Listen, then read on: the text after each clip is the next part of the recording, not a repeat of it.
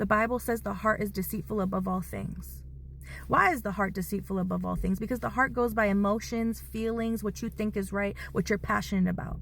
But when you're led by the Spirit of God, you're led by truth, because God sees everything. He sees what path you should be taking. He sees what direction you need to be going. He sees what you need to be doing, what you don't need to be doing.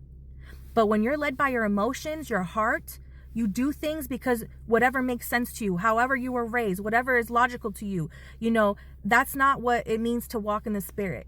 You got to make sure not to mix your emotions and say, God told me, or God is telling me this, when it's your emotions telling you. A lot of times what God tells you doesn't feel good because it's going against your flesh.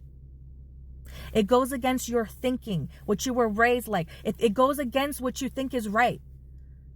Because his ways we can't understand God. Who can understand the mind of God?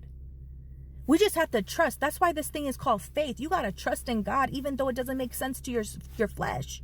You got to trust in God. You got to put away that logical, analytical mindset and truly have faith in God. God, you know what? I trust you. And let me tell you something. When you take that leap of faith and you trust in God, you will see how it works out. It will build your faith. But if you can't even take that step, you can't even leap, you're going to be stuck. You're never going to see what's on the other side because you're too paralyzed in your own thinking, in your own emotions, in your own heart.